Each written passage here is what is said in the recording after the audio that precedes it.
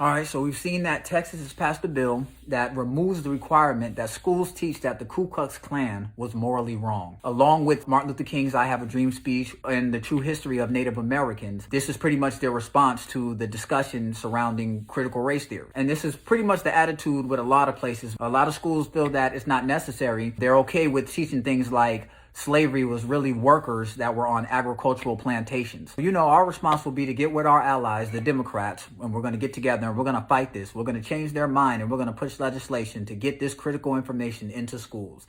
It never dawns on us that these people are just being honest, and then it's just time for us to finally realize that we need to have a national independent curriculum for us, by us, for our students, for our children, for our future. Now, I have a question. It's a crazy question, actually. If somebody drove by in a car and they shot your child, do you chase the car or do you tend to the wounds of the child? All right, well, maybe if there's 5 of us, 2 of us can tend to the child, the other 2 can chase the car, and 1 can stand there on guard while calling for an ambulance and reporting what just happened, right? The problem with our movements from a pop standpoint, from a broad standpoint, is that we're all pushed together to go chase the car. And while we're out there trying to reform the car, defund the car, debunk the car, whatever we're trying to do, our communities, our children, everyone is just bleeding out. At what point do we think to come together and start applying pressure to the wounds so that we can heal ourselves, since nobody else is going to do it?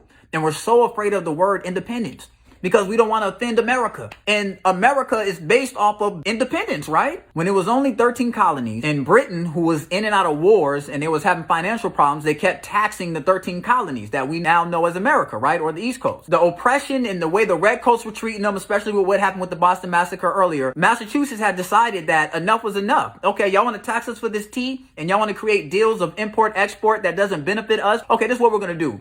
They went to the harbor, they grabbed the tea, they took it and poured it all out. They didn't tear the ships up, and they just decided enough is enough. Now, when you do something like that, there's going to be repercussions for this. So Britain decided, okay, the colony of Massachusetts want to play these games. What we're going to do is we're going to make it to where they can no longer govern themselves. Now, here's where the power is. The power is when the other 12 colonies came together. They met up, they united, and they decided that enough was enough. Long story short, they met up in 1774. By 1776, they were not celebrating Colony History Month. They wasn't celebrating colony inclusion into the schools. They were celebrating what we know today as Independence Day.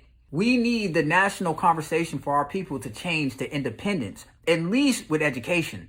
Is it not clear enough that we can't leave our children in the hands of these people to do it? Oh, what? We got HBCUs? That's enough? Wow, let's wait to college to teach our children about who they are. The schools I went to in LA, by junior high school, we was already gangbanging. It's actually more important that we have control of the education from K to 12 than it is for college. They're already gone by the time we get to college. If you treat them right and teach them right from K through 12, then damn it, they can go anywhere and they'll be able to succeed. Now, for the record, the only thing that I do agree with is taking away the Dr. Martin Luther King thing, because that teaching is toxic. I'm sorry. The way that that was formatted in schools was almost like, after everything that we've been through, it's okay because we ascended to a place where we can hold hands with white people. We can kiss white girls. We can sit on white men's laps. We've made it. We've made it to the top. Rape us, kill us, do whatever you want. But as long as we get to be with you, we made it.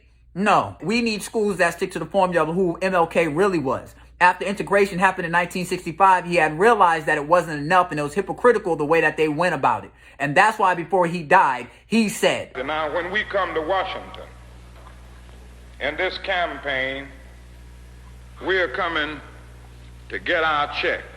They killed him 3 weeks before that march. If you want to have real education, we don't need to be just focused on critical race theory. We should be focusing on picking back up where he left off.